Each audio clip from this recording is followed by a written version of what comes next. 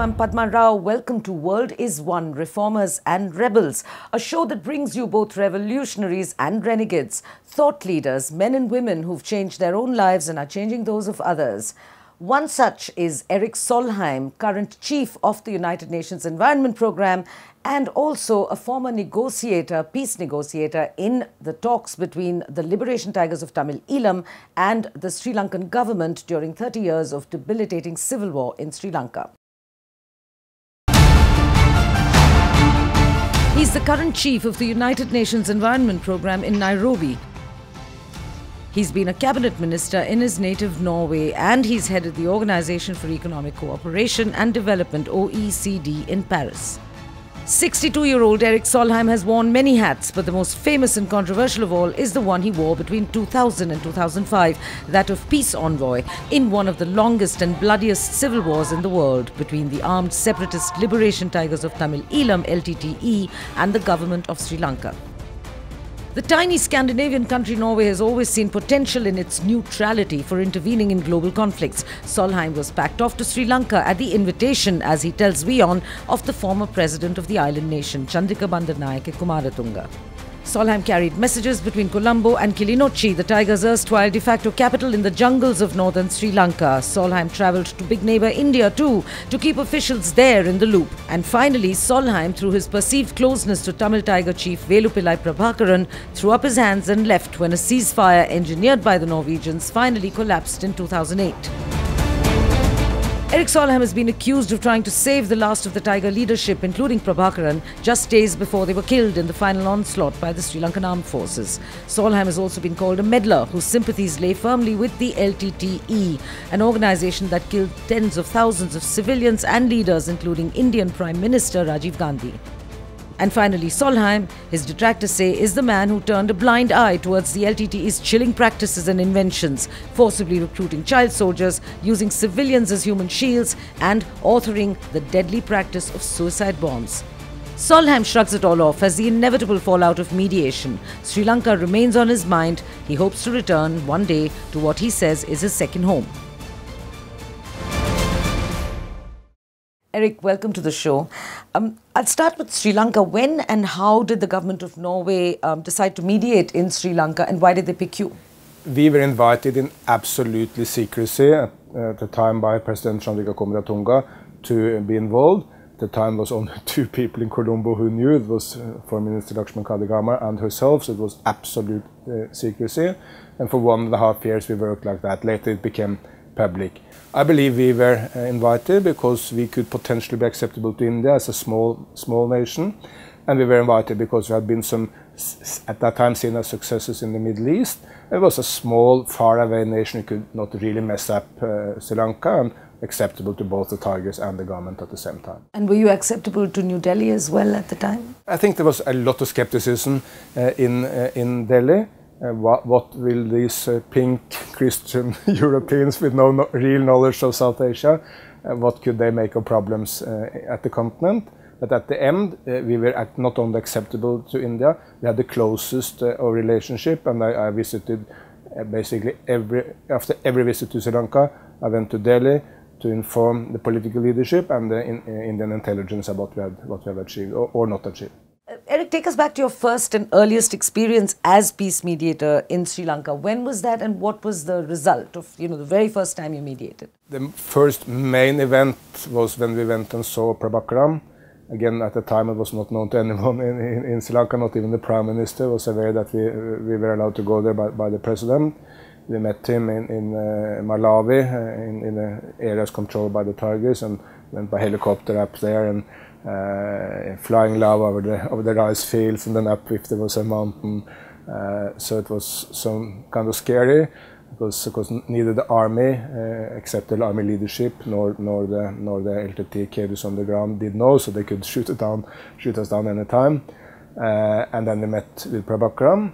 It was a very good meeting. I mean, he confirmed the interest in the peace process, but I also have to add that it was a little bit difficult for us to understand how Prabhakaran had got this enormous standing among Tamils, seen by the God-created savior of the Tamils by many Tamils. They had a huge support at the time, And to us, it was not really obvious why people would follow him to such an extent. And along the way, you know, what proved to be the biggest hurdles during all the years of peace mediation? There were two main hurdles in my view. Number one, Sri Lanka Sinhala community was divided into two main parties, the Sri Lanka Freedom Party and the United National Party. These two parties had fought throughout independence in Sri Lanka for the power, and both of them were much more consumed with the power struggle in Colombo than with the outreach to the Tamil community. Whenever one party was in power, the other party would oppose whatever it did, and when the power shifted in Colombo, they would also shift the roles. That was a huge difficulty because the Tamil community could not really have confidence in any offer from the Sinhala leaders, since they didn't know whether it will last. And then the other, maybe even more important issue was everyone knew that the only solution to the Tamil problem in Sri Lanka would be not a separate state, but a federal organization of Sri Lanka, where the Tamils would have a lot of say, a lot of self-rule in Tamil-dominated area, but within one Sri Lankan state. And then, was Prabhakaran really ready for anything but a separate state? Could he embrace federalism? The LTTE Tamil Tigers did that in one meeting in Oslo in 2002, but Prabhakaran was not consistent on acceptance of federalism. Still, we do not know whether at the end he would have accepted it. So working with that was difficult. These were the two main difficulties. It's interesting you say that, Eric, because, you know, there are a lot of accusations against the Norwegian mediators in the sense that one of the accusations is that even though the LTTE within years of the struggle were acknowledged to be an armed separatist group, that the Norwegians turned a blind eye to the fact that they were armed, and that the Norwegians still maintain a kind of a relationship or a connection to many transnational governments, so to speak, that have sprung up abroad in Europe specifically. Could you address some of those allegations? Remember that we never ever, in our many years in Sri Lanka, did anything which we were not asked to do by the government of Sri Lanka. So what we did was to work with the government and with the Tamil Tigers, doing what they could do together. We did not come with a lot of Norwegian opinions, of course also realizing that our in-depth knowledge of Sri Lanka is limited. I don't speak Tamil, nor do I speak Sinhala. I'm not a Buddhist, I'm not a Hindu. How can I really understand everything in Sri Lanka? But what we could do is to look to what is the government want us to do, what is the Tigers wanting us to do, and bring that together. That was our role. But then, you know, taking it one step further, some sections in the Sri Lankan media point out, but the LTTE were Christian, you know, the leadership. So could you address that allegation as well? Yeah, well, the LTTE leadership was not really religious, and if so, they were Hindu, of course. But I don't think religion was important to them. I mean, what was the driving energy of Mr. Prabhakaran was his Tamil national view. I mean, he took the name of the Tigers from historical Tamil kings. They really adored the Tamil language. When we spoke to some of their advisors, they would basically say that all the southern Indian languages, whether it's Kannada or Malayalam, they're all versions of Tamil. So it was a very, very strong Tamil nationalism. Of course, also based on the fact that Tamils have been enormously successful.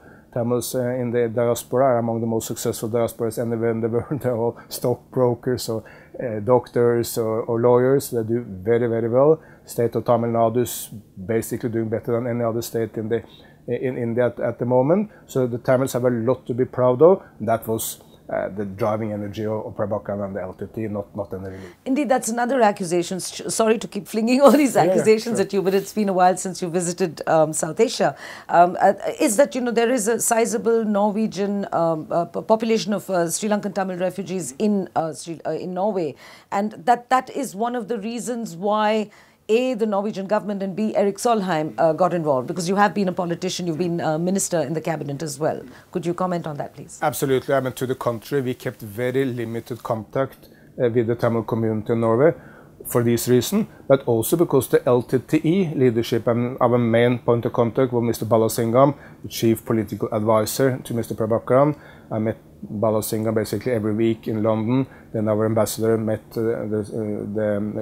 Chandrika or Kadegama, or later on Wickramasinghe when he came into power, every week in Columbus, and then we compared notes.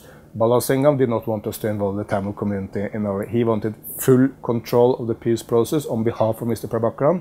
So the reality is that the Norwegian Tamil community neither have any influence on the or substance on the peace process, nor was informed.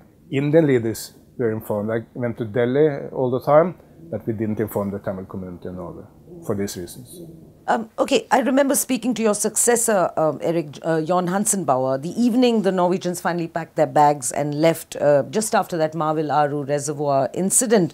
What was the last straw for the Norwegian mediators about the Sri Lankan conflict? You know, the one where you finally threw up your hands and said, look, we're not touching this anymore. We actually never did that. We said to the last day that if we can be useful to the government of Sri Lanka, to the Tamil Tigers, we are there for you.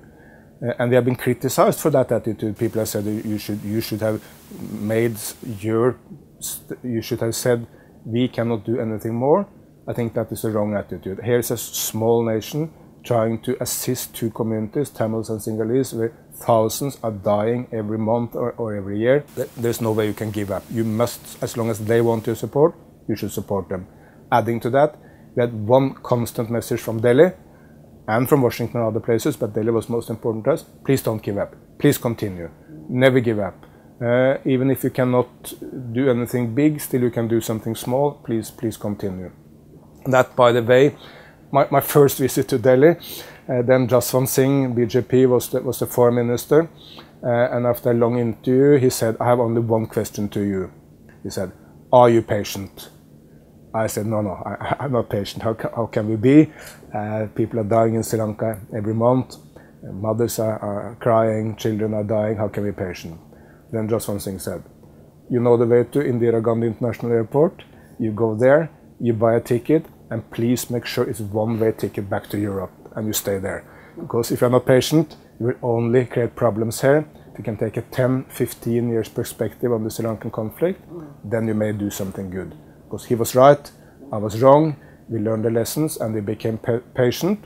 And still the fundamental issue in Sri Lanka, the status of Tamils and the influence of Tamils within the Sri Lankan state, is not resolved. Erik, tell us about your relationship with Velupillai Prabhakaran. I remember interviewing you and you told me that you went fishing with him once, and was it more, did it begin more like a friendship, or was it really more of a business relationship?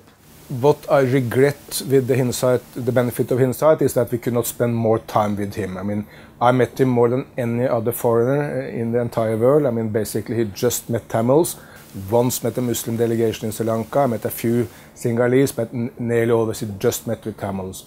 We should have spent much more time with him, because that would have been, we would have probably been able to influence him more. So we tried to establish a more personal relationship, speaking about some issues which he really cared about. I mean, for sure he was interested in films, was interested in food. I mean, he was told to be a good cook himself. He took some interest in nature, but it was hard to build a kind of personal relationship because we had limited time. We were not allowed by the Sri Lankan government to go there often.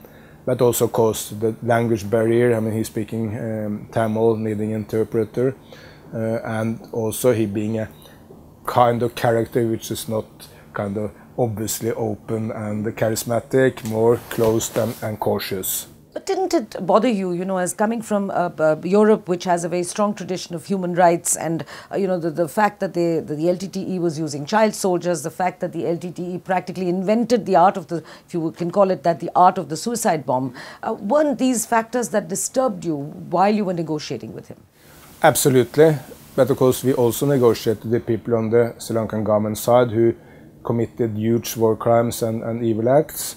And in all that, I just asked myself one question: what would the victims of the crimes want us to do? And I come to the conclusion that victims, what they really want is that you speak to these guys to put a stop to this war. because much more important than my feeling is the impact on the victims. And tens of thousands of Sri Lankans died, young soldiers in the Tamil Tiger Force, but also young soldiers from the villages in the south, and of course NNM at the end of the war, tens of thousands of Tamil civilians. So what do the victims want? And I think exactly the same. Peace negotiators in Yemen or Syria or South Sudan.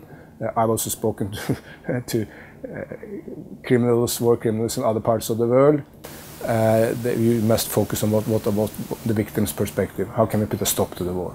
Erich, I have to ask you this. You know, this is something that is on the minds of all countries in South Asia and many other countries in the world. Why is it that Western countries, especially European countries and Scandinavia, with with this very strong basis of human rights to your constitutions, why are such countries more concerned about violations by the armies of other sovereign nations? In this case, as you were saying, there were certainly alleged human rights violations, as you say. They're still being investigated by the Sri Lankan armed forces.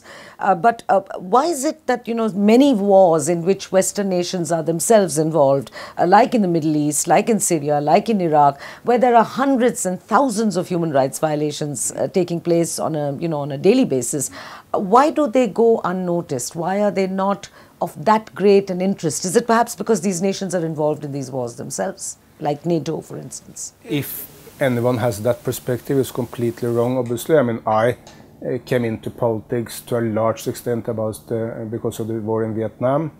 That was a war where the United States of America committed enormous crimes. It's a completely unnecessary war which achieved nothing. It killed 2 to 3 million people, 55,000 Americans, 2 to 3 million Vietnamese. And of course today Vietnam is a blossoming nation, rapidly moving economically, best friends with the United States of America. So all these 3 million at the end of the day suffer because of nothing. If the Americans had left Vietnam to itself, the problems would not have come that way. So obviously war crimes and unnecessary wars by all sides should be condemned, and we should have a focus on those conflict entrepreneurs who start wars. The United States has started a number of unnecessary wars. I mean, very few people today believe it was a good idea to attack Iraq, even if Saddam Hussein was a most despisable, horrible dictator. It has created so much problems, and at the end of the day, we would probably not have had ISIS or the Daesh terrorist group if it had not been for that. So let's have an equal focus on Western or non-Western unnecessary illegal wars and on terrorists or armies. Yet, Erich, I'll persist with that, train of thought. The EU and the United States and many Western countries looked upon the war in Sri Lanka initially as a freedom struggle. They offered refuge to many thousands of Tamils, including LTTE cadres, including Norway. In fact, that's one of the allegations that that happened in 2009. And these people, in turn, not all the Tamil diaspora, but sections of the Tamil diaspora, which were sympathetic to the LTTE, armed and trained, or rather armed and funded the LTTE. KP, whom I've interviewed, told me this himself. Would you admit that that was a mistake if you look back today? An example of how Western countries, I mean, pardon the expression, sometimes live in la-la land, as far as faraway wars and sectarian conflicts are concerned. Should that be changed? Should people be, has the European Union made a mistake perhaps, and the United States in nurturing and harboring this group? Let's accept that political leaders, not to speak about the public opinion in many Western countries, have limited knowledge about other parts of the world. And there's also quite often making mistakes. I mean, I was, for instance, for many years involved in Myanmar. Western world kept up a boycott, sanctions on Myanmar, which didn't work.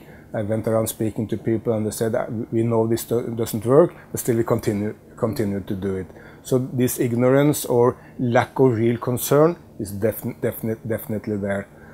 Because that's the answer to that is to try to understand more, and obviously we should try to find a amicable, peaceful solution to any conflict. If the Sinhalese or Sri Lankan leaders and the Tamils have been able to find solutions in the 1950s, the war would not have come. They found solutions in the 1970s would not have come. And of course, fighting for Tamil rights. I have a lot of sympathy with that, but I have no sympathy with suicide bombing or killing Rajiv Gandhi or putting a bus bomb or attacking the holy temple of the Singhala Buddhism in Kandy, or Anuradhapura attack. I mean, Tamil Tigers made such horrible decisions, killing people, but also some sympathy with the demand for Tamil rights in Sri Lanka. We should all have. I mean, if you are a Tamil in Sri Lanka, you want to go to the police, well, the police just only speak Sinhalese. I think everyone can understand that's not easy. And yet, you know, there is a transnational government, there are groups regrouping within Europe, and they seem to be, you know, allowed to hoist the LTTE flags every now and then. Surely the LTTE flag symbolizes separatism, not just Tamil rights. Why are European countries allowing that? Basically, of course, European nations are allowing all sort of expression of basically all sort of opinion. None of them positive, others not so positive. So that's a part of how it's working. But I agree with you. I mean, quite often there is naivety as to what different groups want to do, and that naivety must stop.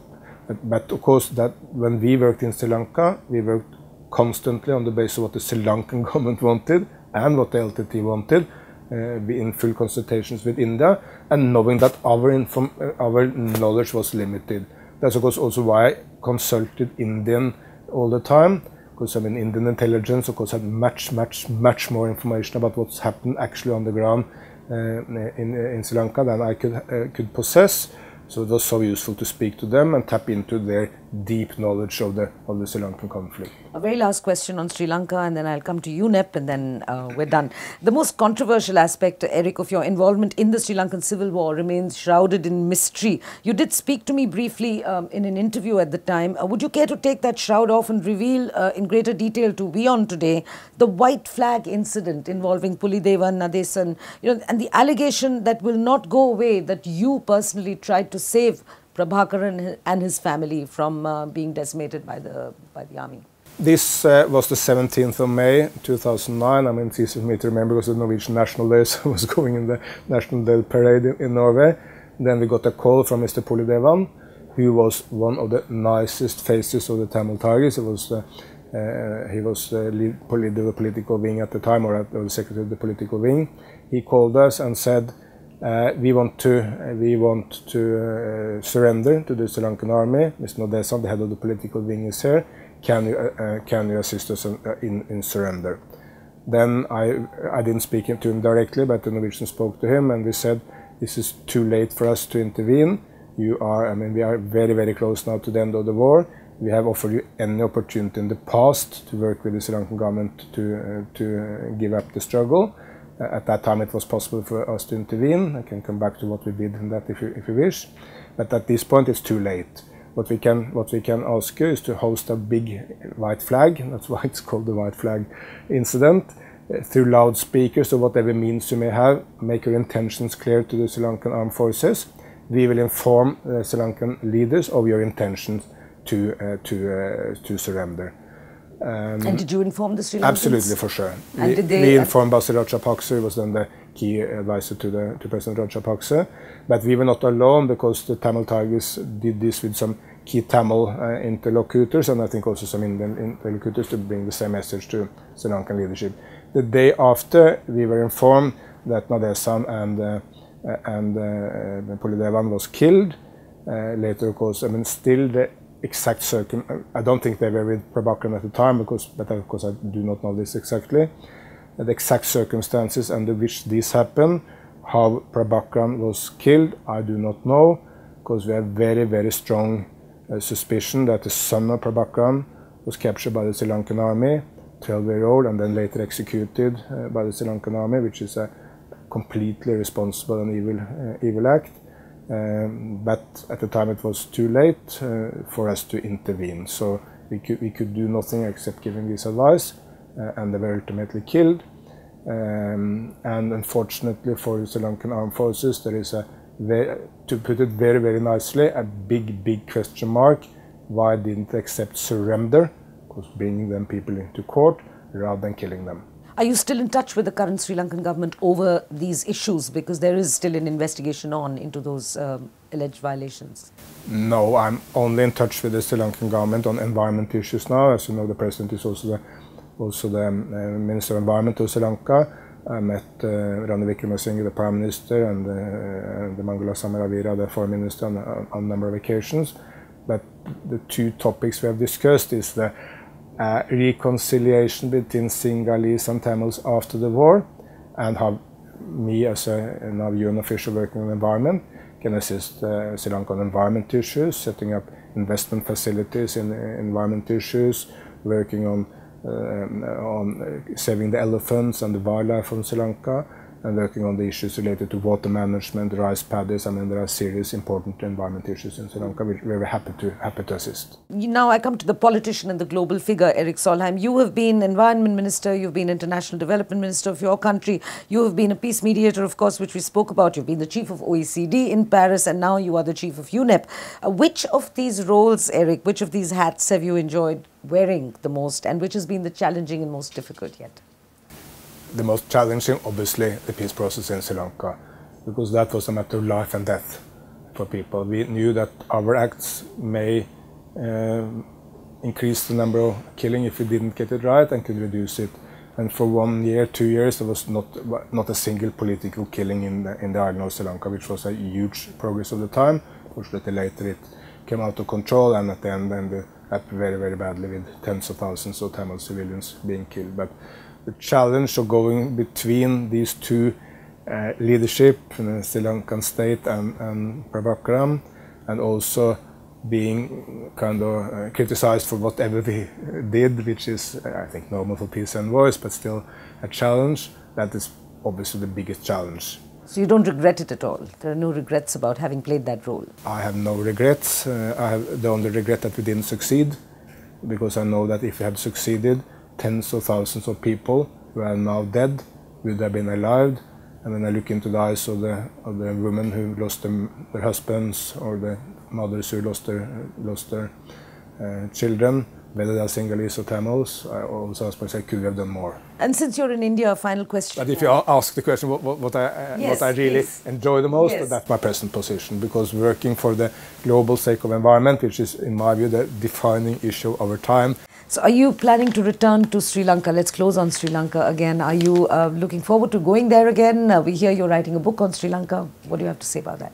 I'm not writing any book on Sri Lanka. I will be very happy to go back, but I will not go back in any way which is seen as a problem for the peacemakers, the reconciliators in Sri Lanka. But I have so many friends there, and I want to see them all. Of course, Chandrika, Ranil, also Mahinda Rajapaksa, the Tamil leaders from the Tamil National Alliance, the Muslim leaders, Rauf Hakim, I want to see them all. But I will go at a time when this is not creating problem for any of my good friends there. Did it become a kind of a second home to you? Absolutely, for sure. I mean, it's the place I care most for, except for, of course, as everyone else, for my own home country. Erich Solheim, it's been a great pleasure. Thank you so much. Thank you so much.